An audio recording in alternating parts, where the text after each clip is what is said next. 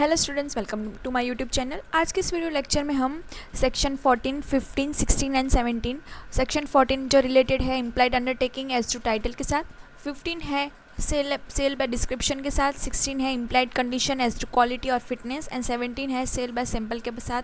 ये in detail अच्छे से समझेंगे विद एग्जांपल, तो वीडियो को एंड तक ज़रूर देखिएगा। और अगर आप पहली बार चैनल पर आए हो तो ज़रूर से सब्सक्राइब कर लीजिएगा और हाँ, प्लेलिस्ट ज़रूर चेक करिएगा। वहाँ पे एनएपी से रिलेटेड बहुत सारे न्यू सब्जेक्ट्स मैंने कवर करे हुए हैं, जैसे कि आईकेएस हो गया, ई कॉमर्स है और बहुत सारे अदर सब्जेक्ट्स भी, ऑडिटिंग है, ठीक है। तो बहुत एनएसएस, ये सब सब्जेक्ट्स मैंने कवर करे हुए हैं, तो ज़रूर से एक बार प्लेलिस्ट चेक करिएगा, तो आपको वहाँ से कुछ ना कुछ एग्जाम में हेल्प मिल जाएगी, ठीक है। तो ये हमारी क्लास नंबर 3 है बिजनेस लॉ की, ठीक है, जहाँ पे सोगा के बारे में, सेल ऑफ गुड्स एक्ट की ये क्लास नंबर 3 है। बिजनेस लॉ की तो ऑलरेडी बहुत सारी क्लासेस हो चुकी है। प्लेलिस्ट आप अगर आप देखोगे तो बिजनेस लॉ की आपके बहुत सारे मतलब लेक्चर्स हुए दिखेंगे, तो उसमें से आपको सेल ऑफ गुड्स एक्ट अगर आप देख रहे हो तो वहाँ पे ये क्लास नंबर 3 है। ऑलरेडी 2 क्लासेस हो चुकी है, तो वो ज़रूर से पहले देख लीजिएगा। आइए स्टार्ट करते हैं video.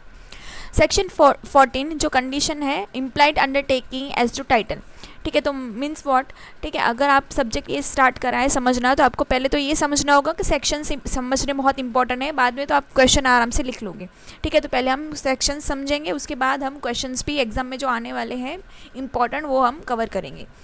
This section says that when goods are sold, certain implied condition and warranties are automatically attached unless the contract excluded them, ठीक है। तो ये सेक्शन ये बताता है कि कुछ ना कुछ implied condition, by default condition and by default warranties उस हम जब भी गुड्स परचेज करते हैं, या तो जो सेलर है जो गुड्स सेल करता है, ठीक है, तो उस समय कुछ ना कुछ by default condition and warranty उसके साथ अटैच्ड होती है। तो वो कौन कौन सी होती हैं वो सेक्शन 14 बताता है।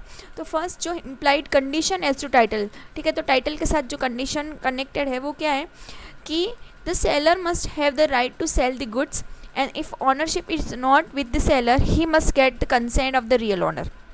तो ये पहले क्या कहेगा, एग्जाम्पल के साथ बहुत अच्छे से क्लियर हो जाएगा ये जो बात क्या कह रहा है वो। A buy a car from B, ठीक है, ए ने बी से कार खरीदी, ठीक है। यहाँ पे ये हो गया बायर एंड ये है सेलर, ठीक है। Later it found that the car was stolen from the C, लेकिन सी ने ये कार, मतलब बी ने जहाँ सेल करी है वो सी से ऑलरेडी वो चोरी करी हुई है। Since B had the no ownership the condition as to title is breach and A can recover the price. तो यहाँ पे रियल ऑनरशिप, ठीक है, थी नहीं, ऑनरशिप थी नहीं बी के पास, फिर भी बी ने ए को ये ऑनरशिप पास करी, ठीक है। तो यहाँ पे जो सी है रियल ऑनर, वो ए के पास से कार वापस ले सकता है, ठीक है। तो इस सिचुएशन में ए बी के पास से प्राइस रिकवर कर सकता है, ठीक है। तो ये implied condition as to title, मतलब कि जो ऑनर है रियल ऑनर के पास से ही हमको गुड टाइटल आपको मिल सकता है, ठीक है। तो ये आपको ध्यान रखना है। फिर implied warranty of the quiet position, तो क्या होगा, यहाँ पे वारंटी के साथ कनेक्टेड है। The buyer has a right to enjoy the possession without the disturbance from the seller और द थर्ड पार्टी। तो ये बाय डिफ़ॉल्ट आपको होनी चाहिए, ठीक है। आपके ऑनरशिप, आप रियल ऑनर हो, अगर आपने परचेस करा है, सभी पैसे सेलर को पे करे हुए हैं, तो बाय डिफ़ॉल्ट ये है कि आपके पास इंजॉय करें आप फुल पोजीशन उस चीज़ का। जैसे कि एग्जाम्पल से ज़्यादा समझ आएगा कि X buy a laptop from Y, ठीक है, एक्स ने वाई से क्या करा है, लैपटॉप परचेस करा है, लेकिन वाई बार बार उसको ट्राई कर रहा है कि क्लेम कर रहा है कि यार अभी मुझे ये हमारा फैमिली लैपटॉप है, ठीक है, फैमिली के विरासत वाला लैपटॉप है, मैंने गलती से तुम्हें सेल कर दिया, अभी मुझे वापस चाहिए। वो बार बार, अगर एक्स ने उसको फुल पेमेंट कर दी है, ठीक है, फुल पेमेंट हो गई है, अभी एक्स अपना वो सभी काम उसमें स्टार्ट कर दिया है उस लैपटॉप के साथ करना, और वाई फिर से अभी उसको क्लेम कर रहा है कि मुझे वो वापस दे दे, ऐसे वो उसको डिस्टर्ब कर रहा है, ठीक है। तो इस सिचुएशन में X can sue Y for the breach of warranty of the quiet possession, ठीक है। उसको वो क्लेम कर सकता है, उसको वाई को स्यू कर सकता है, ठीक है, कि ब्रीच ऑफ वारंटी आप कर रहे हो, कि मैंने सभी चीज़ें आपको पे कर दी है, फिर भी आप मुझे बार बार डिस्टर्ब कर रहे हो, ठीक है। फिर है इम्प्लाइड वारंटी अगेंस्ट द एनकम्प्राइजेस, जहाँ पे क्या होगा, good should be free from any hidden charges और द थर्ड पार्टी राइट्स, ठीक है। आप जब भी आपको गुड आपको मिल रहा है, ठीक है, उसमें कुछ ना कुछ कोई टर्म्स एंड कंडीशन नहीं होनी चाहिए, जैसे कि P buy machinery from Q. फिर उसने फाइंड करा कि finance company claim unpaid loan on the machine and seize it, this is a breach of implied warranty. P ने जब मशीनरी क्यू से क्यू से ली, तभी उसको कुछ पता नहीं था कि उस मशीनरी के साथ लोन भी कनेक्टेड है, ठीक है, वहाँ पे कि क्यू ने उसको लोन नहीं पे करी। अभी जो फाइनेंस कंपनी है वो अभी पकड़ रही है पी को कि आप लोन पे करो। अगर उस पी ने फिर पे नहीं करी तो उसकी सीज हो गई, उसको जब्त कर ली, ठीक है। तो इस सिचुएशन में ब्रीच ऑफ इम्प्लाइड वारंटी हो जाएगी, जहाँ पे पी क्यू से क्लेम कर सकता है, ठीक है, क्योंकि पी को पता ही नहीं था कि एक्चुअल में वो उसके साथ कुछ हिडन चार्जेस कनेक्टेड थे। समझ आया आपको? एग्जाम्पल ज़्यादा अच्छे से समझ के एग्जाम में भी लिखने हैं। फिर सेक्शन 15 बात करता है सेल बाय डिस्क्रिप्शन की, जहाँ पे if goods are sold by the description the good must be correspond exactly with the description given, ठीक है। जहाँ गुड्स डिस्क्रिप्शन के साथ सेल होता है तो जहाँ पे जो जो कंडीशन लिखी हुई है, मतलब कि ये चीज़ें उस गुड के साथ कनेक्ट होनी चाहिए तो वो होनी ही चाहिए। जैसे कि even if goods look fine if they didn't match the description the buyer can reject them. अगर गुड्स ठीक ठाक लग रहे हैं लेकिन फिर भी जो डिस्क्रिप्शन के अकॉर्डिंग नहीं है तो बायर है वो रिजेक्ट कर सकता है गुड को। जैसे कि A order 500 kg of Indian basmati rice from B and B supply ordinary rice, ठीक है। उसने ए ने मांगे थे बासमती राइस और बी ने सप्लाई करे ordinary rice.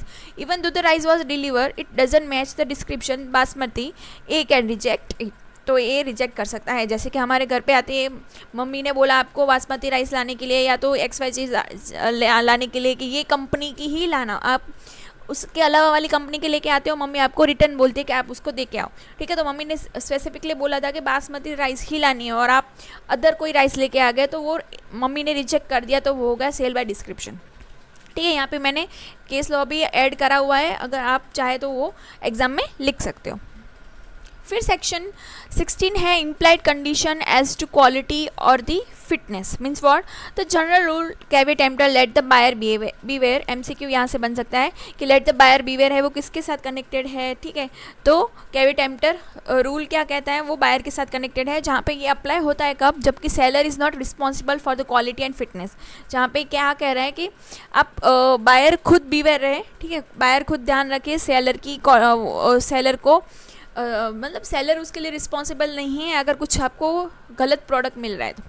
But there are exceptions, पर उसके साथ कुछ एक्सेप्शंस भी है जहाँ पे implied condition where the seller is responsible, जहाँ पे इम्प्लाइड कंडीशन आ जाएगी जहाँ पे सेलर रिस्पॉन्सिबल हो जाएंगे। उसके अलावा बायर को बीवेयर रहना है जब भी कुछ गुड परचेस कर रहा है वो तब। जहाँ पे फर्स्ट आ जाएगा फिटनेस फॉर द पर्पस, ठीक है, आपको याद रखना है। ये कैवेट एम्प्टर का इन डिटेल भी आएगा, फिर भी यहाँ पे आप समझ रहे हैं सेक्शन 16 क्या बोल रहा है कि if the buyer tell the seller the purpose and rely on the seller skill and judgment good must be fit for that purpose. Like the A ask B, B कौन है, जो शू डीलर है, for the trekking shoes, B sell the party shoes they tear during the trekking and breach of implied condition, ठीक है। यहाँ पे मैंने बोला स्पेसिफिकली कि शॉपकीपर को कि भैया मुझे ट्रैकिंग के लिए जाना है तो मुझे ट्रैकिंग के शूज़ ही चाहिए, फिर भी बी ने बोला कि नहीं नहीं अच्छे हैं ले लो आप ले लो, ऐसे करके आपको वो चिपका दे रहे हैं, ठीक है। तो इस सिचुएशन में क्या हो जाएगा, अगर वो ट्रैकिंग के दौरान टूट गए और आपको पता चला कि वो उन्होंने मुझे मतलब पागल बनाया कि नहीं वो ट्रैकिंग वाले नहीं थे, ऑर्डिनरी शूज़ थे, ठीक है। तो इस सिचुएशन में इम्प्लाइड कंडीशन हो जाएगी क्योंकि आपने स्टार्टिंग में ही बोला था कि मुझे ट्रैकिंग के लिए ही शूज़ चाहिए, ठीक है। तो फिटनेस फॉर पर्पस यहाँ पे आ जाएगा। फिर merchantability quality means what, good must be quality that reasonable buyer would accept for the price, ठीक है। जहाँ पे A buy a packet of butter from a shop it contain the fungus, ठीक है, ब्रीच ऑफ मर्चेंटेबिलिटी क्वालिटी हो जाएगी, ठीक है। आप जहाँ लेने जा रहे हो ब्रेड का पैकेट आपने देखा वहाँ पे एक्सपायरी डेट लिखी हुई है, फिर भी आपको शॉपकीपर ज़बरदस्ती अगर दे रहा है तो वो मर्चेंटेबिलिटी क्वालिटी में नहीं है।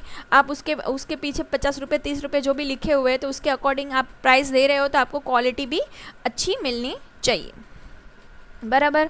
फिर usage of trade means world quality and fitness implied from the regular trade practices, जहाँ पे क्या हो जाएगा कि A buy a coal from B and if the coal market it is understood that the coal should be free from stone, if stones are mixed the breach occurs, ठीक है। यहाँ पे रेगुलरली ये ट्रेड हो रहा है उन लोगों के बीच, ठीक है, सेल परचेस हो रहा है जहाँ पे ए बाय कर रहा है बी से कोल, ठीक है। कोल मार्केट की ये कंडीशन है कि कोल में स्टोन्स मिक्स नहीं होने चाहिए, अगर मिक्स है तो वहाँ पे ब्रीच हो जाएगा, ठीक है। अगर स्टोन मिक्स है तो ए क्लेम कर सकता है बी को कि भाई वो कोल है जो वो अच्छी क्वालिटी के नहीं है, बराबर। फिर है सेक्शन 17 सेल बाय सैंपल, जहाँ पे when goods are sold by showing this sample certain implied condition applied, जैसे कि good must be correspond with the sample, जैसे कि सैंपल के साथ मैच होनी चाहिए।